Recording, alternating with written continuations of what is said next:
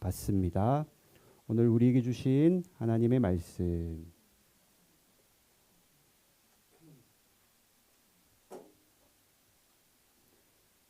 자, 시편 말씀입니다.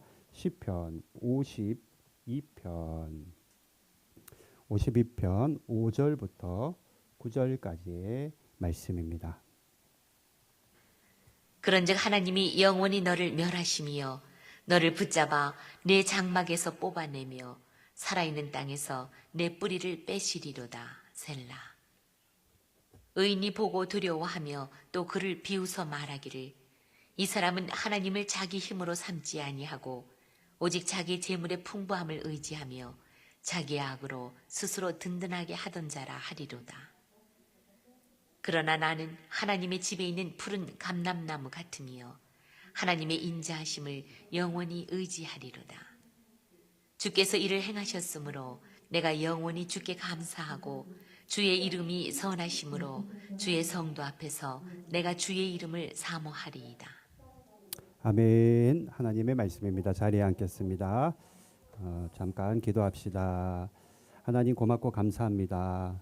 한 주간도 저희들에게 건강 주시고 믿음 주셔서 하루의 일상들을 살아가게 하시고 특별히 오늘 또다시 하나님 앞에 나와 예배드리게 하심에 감사합니다.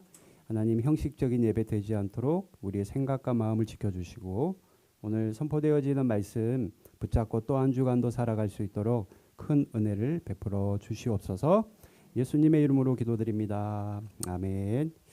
자, 시편 말씀 묵상하다가 하나님이 주신 마음이 있어서 나누려고 합니다. 여러분 우리는 다 상처가 있습니다. 상처 없는 사람 잘 없어요. 실은 저도 상처가 있고 여러분들 다 상처가 있는데 대부분은 어릴 때 받은 상처들이 있고요. 커가면서 또는 우리가 사회생활하면서 받는 여러 가지 상처들이 있습니다. 말 한마디에 상처되고 눈빛 하나에 상처되는 것은 어쩔 수가 없는 것 같아요. 그러나 이상하게도 이게 상처를 가지고 있는 분들의 한 가지 굉장히 좋은 점이 있습니다. 뭐냐면은 내가 상처를 겪어보니까 나와 비슷한 아픔과 상처를 가진 사람들이 눈에 잘 들어오더라라는 거예요. 내가 상처를 겪어봤기 때문에 그렇게 동일하게 상처를 겪는 사람들이 눈에 잘 보인다라는 겁니다.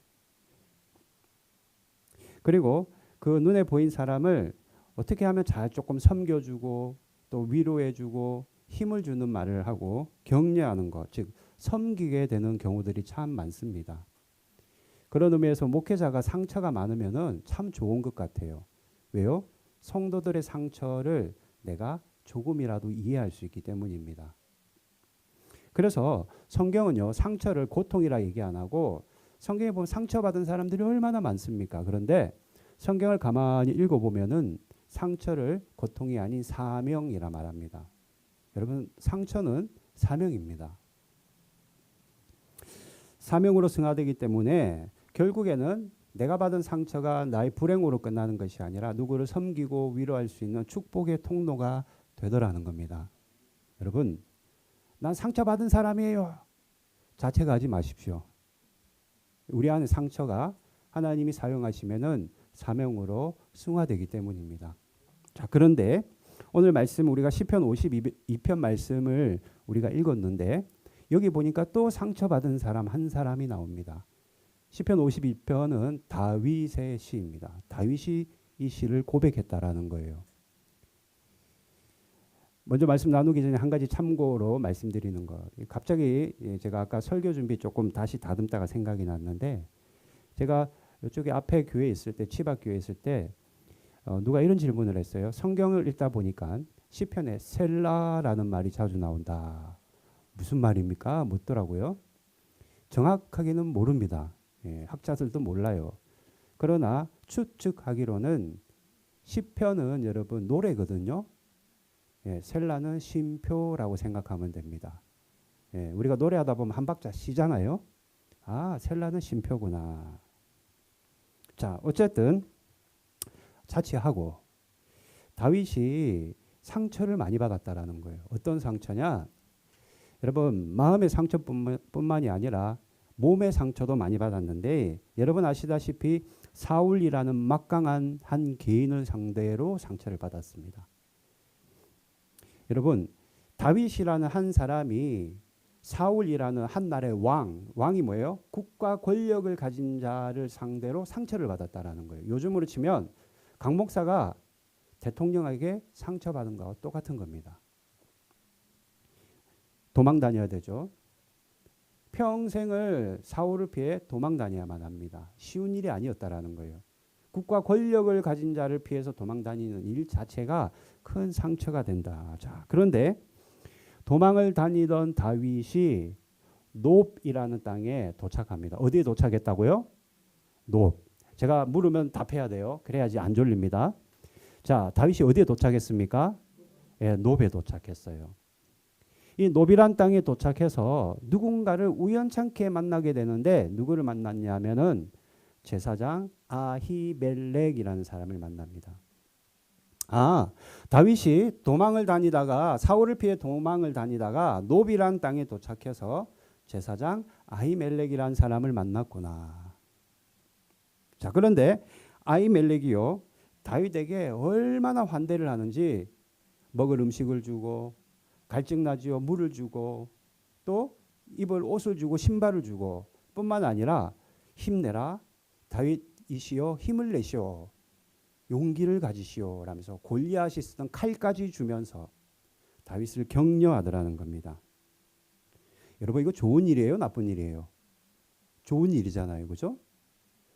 도망 다니는 자하고 물론 요즘으로 치면 지명수배자인 것은 분명하지만 제사장 아히멜렉은 다윗을 볼 때 지명수배자로 본 것이 아니라 하나님의 자녀로 동일하게 보았기 때문에 용기를 주고 위로를 건네는 말로 다윗을 섬겼다라는 겁니다. 그런데 문제는 이렇게 아히멜렉이 다윗을 돕고 있을 때 쥐구멍이 하나 있었어요.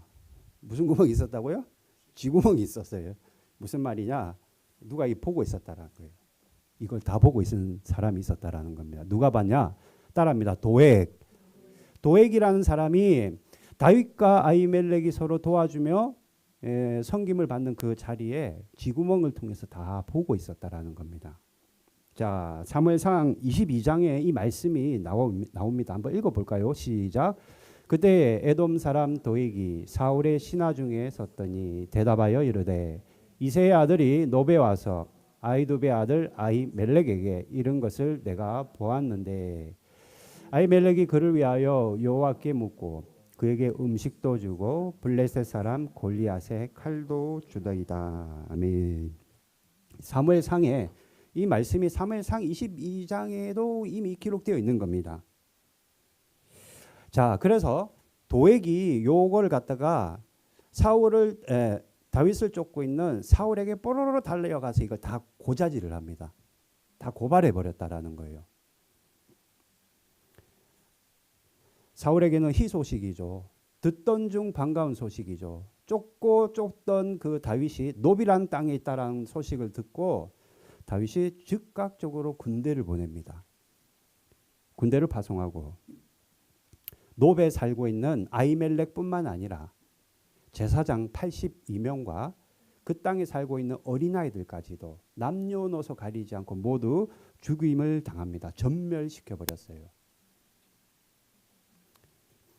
도망 다니던 다윗이 놉 땅에 도망을 가서 제사장 아히멜렉의 도움을 받고 또 이 일을 누가 보고 있었어요? 도액이라는 사람이 보고 있어서 사울에게 이 사실을 다 알리는 바람에 놉 땅에 있는 모든 제사장뿐만 아니라 그곳에 살고 있는 살아있는 생물체는 다 죽임을 당했다라는 거예요. 여러분, 제가 지금 이 내용 사무엘상 22장 전체 내용이고 우리가 읽고 있는 시편 52편의 중요한 내용인데 여러분, 왜 이런 살인 사건과 이런 비극이 일어났습니까? 누구 때문에 일어났어요? 한 사람의 말 때문입니다. 누구의 말입니까? 도액이라는 사람의 그 사람을 죽이는 말 때문에 놉이라는 땅에 모든 사람들이 죽임을 당한 겁니다. 그래서 오늘 이런 고백이 있습니다. 시편 52편 2절 말씀 한번 읽어볼까요? 2절 시작. 예, 2절입니다. 예, 본문 2절. 이거 말고 없나요? 예. 시작. 내 혀가 상한 심한 악을 꾀하여 날카로운 삭도 같이 간사를 행하는도다. 그러니까 도액이란 사람이 말 한마디 때문에 혀를 잘못 쓰는 바람에 이 혀가 사람을 살리는 도구가 아니라 사람을 칼로 찌르는 도구가 되었다라는 겁니다. 삭도와 같이 간사를 행하였다. 칼과 같이 너가 이런 사람을 죽이는 일을 했다라고 말하는 겁니다. 도액이 사울에게 찾아가서 다윗을 도와주었던 아히멜렉과 제사장들에 대해서 나쁜 말을 하고 죽이는 말을 했는데 더 포장해서, 원래 나쁜 말은 그런 겁니다. 더 과장해서 아주 사람을 죽이는 말을 고발을 했다라는 겁니다. 여러분, 하나님 이거 보고 있을까요? 안 보셨을까요? 이거 다 보고 계셨습니다. 지금 우리 예배 드리는 거 하나님 다 보고 계시듯이 시간과 공간을 초월하시는 하나님이 이때 다윗과 아히멜렉과 또 그것을 고발했던 도액의 혀를 다 듣고 계시고 보고 계셨다라는 거예요. 도액이 사울에게 왜 가서 고발했을까요? 왜 고자질했을까요? 어떻게 하면 왕에게 잘 보이려고, 그래서 한 자리 차지하려고, 어떻게 하면 세상 재물과 권세를 얻으려고 사울을 찾아가서 오히려 말을 부풀려서 죽이는 말을 하더라. 하나님이 그런 도액을 향해 뭐라고 말하냐면은 악인이라고 하나님이 말씀하십니다. 그리고 내가 너를, 악인인 도액 너를 내가 뿌리채 뽑아내겠다라고 하나님이 굉장히 무서운 말씀을 하세요. 자, 5절 말씀입니다. 5절 시작. 그런즉 하나님이 영원히 너를 멸하시며 너를 붙잡아 내 장막에서 뽑아내며 살아있는 땅에서 내 뿌리를 빼시리로다. 아멘. 여기도 셀라가 나오네요. 자, 하나님은 도액, 즉 혀의 권세를 칼로 사용한 도액을 여러분 어떻게 하신다고요? 붙잡아서 뽑아내며 뿌리채 빼신다라고 무려 3단계로 말하고 있습니다. 붙잡아서 뽑아내서 뿌리채 뽑는다. 이 무슨 말입니까? 하나님이 완전히 도액이라는 사람을 제거하겠다라고 말씀하시는 겁니다. 여러분 꼭 기억해야 돼요.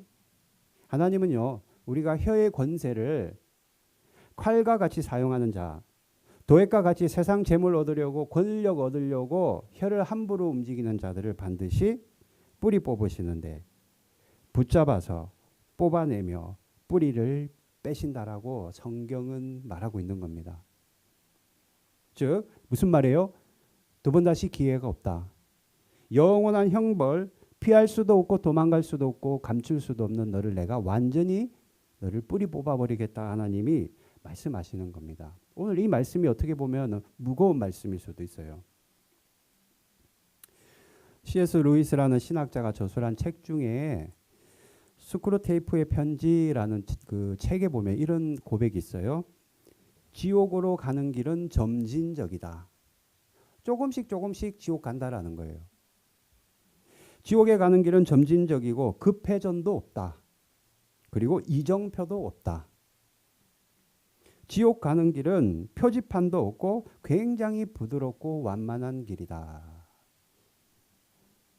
무슨 말입니까? 지옥 가는 길은요, 여러분 너무나도 쉽습니다. 가만히 있으면 지옥 가는 거예요. 하물며 혀를 잘못 사용하면 지옥 가는 것은 너무나도 마땅하다라는 겁니다.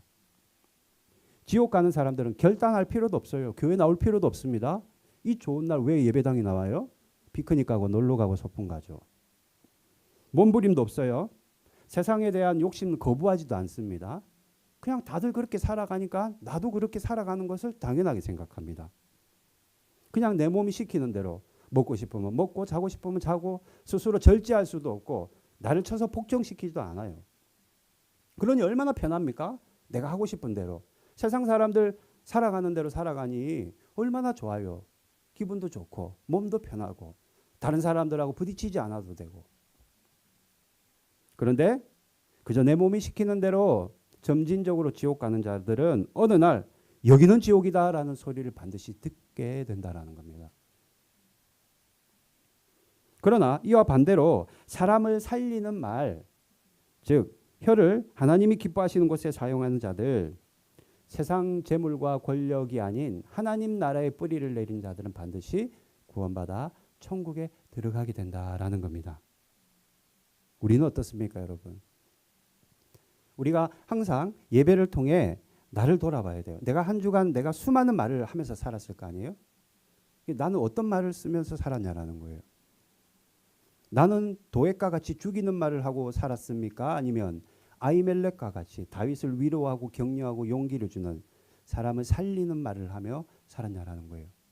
한 주간 우리가 어떤 말을 뱉으며 살았는지. 나는 내가 도액인지 내가 아히멜렉인지는 여러분 내가 무슨 말을 쓰며 살아가는지를 보면 알 수 있는 겁니다. 판단할 수 있는 거예요. 인도의 유명한 선교사라고 하면은 여러분 아시는 스탠리 존스 목사님이 계십니다.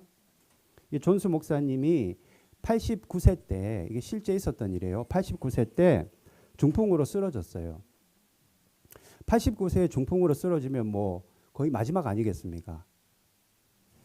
그래서 수개월 동안 자리에서 이제는 누워만 계셨고 말도 하지 못하고 움직이지도 못하고 대소변도 병원에서 받아줬다라는 거예요. 그런데 한날 목사님이 자신을 담당하는 그 간호사에게 한 가지 부탁을 했습니다. 아침이든 밤이든 나를 보걸랑 우리 병실에 들어오걸랑 나에게 이렇게 얘기해 주시오. 나사렛 예수 이름으로 일어나 걸어라 라고 꼭 말해 주세요 라고 부탁을 하더라는 겁니다. 간호사들은 목사님인 걸 아니까 목사님이니까 저러나 보다 하고 그 부탁을 듣고 목사님 병실에 들어갈 때마다 목사님과 눈만 마주치면 어떻게 해요?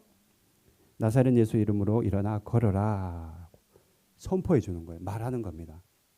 그러니까 이 목사님이 중풍이니까 말도 못하는데 입을 벌려 아멘을 하더라는 거예요. 물론 주변에 여러분 요즘으로 치면 뭐 9인실 10인실 좀 됐겠죠. 주변 환자들이 막 비웃고 그러더라는 거예요. 조롱하고.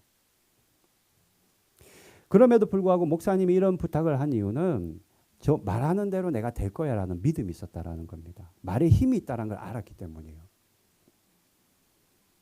한날은 인도의 히말라야 산 밑에 휴양지로 휴가를 간 적이 있대요. 거기 가면 조금 더 몸이 괜찮아질까. 거기 가서도 간병인들을 향해서도 똑같이 얘기했다는 거예요. 나사렛 예수 이름으로 일어나 걸어라 라고 나를 볼 때마다 얘기해 주시오. 어떻게 됐을까요? 6개월 후에 89세의 그 노인의 몸으로 스탠리 존스 목사님 중풍이 완전히 나아버렸습니다. 그의 일대기에 이 사건이 분명하게 기록되어 있어요. 아주 명약을 먹었나요? 아주 훌륭한 의사를 만나서 중풍의 전문가인 의사를 만나서 아주 대단한 의술을 혜택받았나요? 아니요. 존스 목사님이 할 수 있는 것은 예수님의 이름으로 걸어라는 사람을 살리는 말을 들은 것밖에 없습니다. 물론 목사님이 간호사들에게 부탁을 했죠. 부탁을 했지만 간병인들에게 부탁을 했지만 생명 되시는 예수님의 이름으로 일어나시오, 걸으시오. 그 말을 목사님이 들었고 그 말에 힘이 있다는 걸 알고 있었던 목사님은 육신이 치유받아 일어나 버렸다라는 겁니다. 지금도 이런 일들이 너무나도 많이 일어나요. 우리 교회에 없으니까 아닐 거야라고 말하면 안 됩니다. 저는 너무나도 많이 봤어요. 여러분 우리는 어떻게 해서든지 내가 살리는 말을 해야 됩니다. 누가 먼저 들어요? 내가 말하면 내가 먼저 듣는다고요. 여러분 우리는 무조건 사람을 살리는 말을 할 수 있어야 돼요. 도액과 같이 다윗을 향해 파괴적인 말, 사울에게 저 다윗에 대하여 놉 땅에 있는 사람들 다 죽여라는 그런 죽음의 말을 할 것이 아니라 우리는 무조건적으로 우리는 살리는 말만 우리가 고백할 수 있어야 된다라는 겁니다. 우리가 무슨 말을 할 때는요, 내가 이 말을 했을 때 내가 이게 나에게 덕이 되는지 하나님이 기뻐하시는지를 한 번만 딱 생각해보고 말하면 돼요. 이 말이 하나님이 기뻐하시는 말인지를 우리가 조금만 한 번만 생각하면 우리 다 알 수 있습니다. 이게 너무나도 중요해요. 내가 이 말을 뱉어서 내 속은 시원할지는 모르겠어요.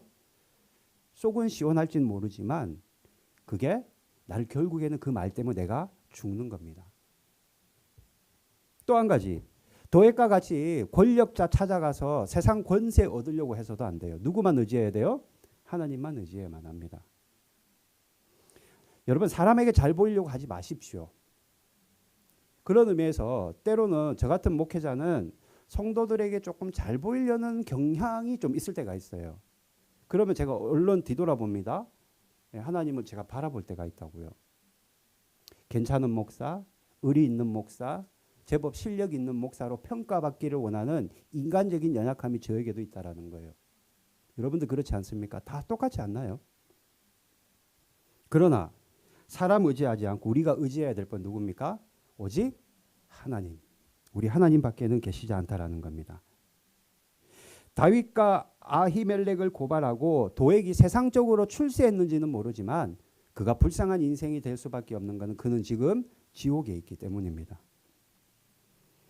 여러분, 우리가 사람을 살리는 말을 해야 된다 제가 말씀드렸고 또 한 가지는 우리는 세상 권세자들을 의지하고 내 재물을 의지할 것이 아니라 오직 하나님만 의지해야 된다라는 것을 여러분 꼭 기억하기를 바랍니다. 이거 무너지면 신앙생활이 와르르 무너지는 거예요. 이게 잘 안 되니까 우리가 신앙생활이 힘든 겁니다. 8절 말씀 같이 읽어봅시다. 8절입니다. 시작. 그러나 나는 하나님의 집에 있는 푸른 감람나무 같음이요 하나님의 인자하심을 영원히 의지하리로다. 무엇을 영원히 의지한다고 지금 다윗이 고백합니까? 하나님의 인자하심을 영원히 내가 의지하겠다. 이번만 내가 1년만 의지하는 것이 아니라 영원히 의지하겠다 말하는 거예요. 여기 인자하심이 뭡니까? 우리는 이 말을 히브리어로 헤세드라고 말합니다. 헤세드. 헤세드의 하나님을 내가 인자하심을 내가 의지하겠다. 나는 하나님의 집에 있는 푸른 감람나무 같다. 무슨 말이에요? 우리 인생의 뿌리는 하나님의 헤세드에 뿌리 내려져 있어야만 우리가 살아갈 수 있는 영양분을 공급받고 수분을 공급받는 광합성 작용을 건강하게 할 수 있는 감람나무가 된다라는 겁니다. 우리가 오늘 꼭 기억해야 될 것, 우리는 하나님의 헤세드를 의지해야 된다. 첫 번째 말씀이 우리의 혀가 사람을 살리는 말을 해야 된다면 두 번째는 하나님의 헤세드를 우리는 의지해야 된다. 도액은 누구를 의지했어요? 사울 왕을 의지했습니다. 세상을 의지했지만 여러분 시편에 보면 다윗의 시가 얼마나 많은지 몰라요. 근데 제가 세 단어로 한번 정리해 볼게요. 다윗의 시를. 첫 번째 다윗이 이렇게 고백합니다. 시편을 통해 나는 결과를 의지하지 않는다. 믿음의 사람은 결과를 의지하지 않습니다. 결과 때문에 일희일비하지 않는다라는 거예요. 다윗이 또한 고백합니다. 나는 사람을 의지하지 않는다. 사람 의지하지 마십시오. 저 강 목사도 의지하지 마세요. 저도 사람이잖아요. 하나님만 의지하십시오. 나는 하나님의 헤세드를 의지한다. 하나님만 의지한다. 하나님의 헤세드만 의지한다. 세상적인 기준으로 보면은 도액이라는 사람은 세상으로 요즘으로 치면 처세술이 굉장히 좋은 사람입니다. 왕한테 비벼가지고 잘 보여가지고 성공할 수 있는 처세술이 굉장히 좋은 사람이에요. 성공한 사람 같고 다윗은 왕에게 괜히 요즘 말로 객기를 부리다가 도망자 신세가 됐으니 완전히 실패한 루저 인생같이 보입니다. 그러나 하나님의 기준은 정반대입니다. 하나님은 의인의 권력의 궁이 아니라 의인은 권력의 궁이 아니라 하나님의 집에 심겨져 있으며 재물의 풍성함이 아니라 하나님의 인자로 살아간다라고 하나님이 말씀하시기 때문입니다. 사랑하는 성도 여러분, 나는 지금 도액으로서 살아가고 있습니까? 아히멜렉으로 살아가고 있습니까? 도액과 같이 사람을 죽이는 말을 하고 세상 권력을 얻으려고 이 세상에서 어떻게 보면 한번 성공해 보려고 몸부림치고 살아가고 있습니까? 아니면 아히멜렉과 같이 도망자라 할지라도 다윗을 향해 힘을 주고 위로를 주고 용기의 말을 쏟아내며 그를 도왔던 그 아히멜렉의 모습으로 내가 살아가고 있습니까? 이거 누가 보고 계세요? 하나님이 다 보고 계세요. 이거 어디다 다 기록되고 있어요? 우리는 나중에 10년, 20년 지나면 기억도 나지 않지만 하늘나라 생명책에 가면 이거 하나하나 다 우리의 숨길 하나하나까지도 다 기록되어 있는 겁니다. 어떤 말을 내뱉으며 살아갈지, 내가 무엇을 의지하며 살아갈지를 여러분 우리가 꼭 기억할 수 있기를 바랍니다. 특별히 도액이 아닌 아히멜렉이 되기를 바랍니다. 정말로 도액이 아닌 아히멜렉과 같이 사람을 살리는 말을 하고 하나님의 인자하심을 의지하는 그런 여러분 되기를 바랍니다. 자, 그런데 마지막으로 9절 말씀 한번 읽어봅시다. 9절입니다. 시작. 주께서 이를 행하셨으므로 내가 영원히 주께 감사하고 주의 이름이 선하심으로 주의 성도 앞에서 내가 주의 이름을 사모하리이다. 하나님이 인자하신 하나님, 헤세드의 하나님이라 해서 그걸 당연하게 생각하면 안 돼요, 여러분.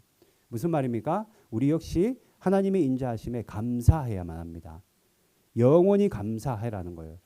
영원히 감사해라. 자, 뭐를 주장을 할 때는 근거가 있어야 돼요. 자, 근거가 뭐냐? 시편 136편 1절입니다. 마지막입니다. 시작. 여호와께 감사하라. 그는 선하시며 그의 인자하심이 영원함이로다. 제가 지금 오늘 하나님의 인자하심을 의지해라고 말했는데 감사해야 될 근거가 뭐예요? 그는 선하시며 인자하심이 어떻다고요? 영원하다라는 겁니다. 내가 나를 봐도 모르겠어. 내 안에 또 다른 내가 있는 것 같아. 내 안에는 착한 모습도 있는 것 같고 아주 나쁜 악한 모습도 있는 것 같아. 구원받을 수 있을까? 하나님이 나를 어떻게 생각할까? 여러분 생각해 보시죠. 그죠? 저도 그래요. 그러나 우리가 감사할 수 있는 것은 구원받았음을 믿음으로 고백할 수 있는 것은 하나님은 선하시며 그 인자하심이 헤세드가 영원하기 때문이다. 내 기분과 상황과는 느낌과는 아무 상관도 없습니다. 하나님 그분 자체가 선하시고 인자하시기 때문입니다. 말씀 정리합니다.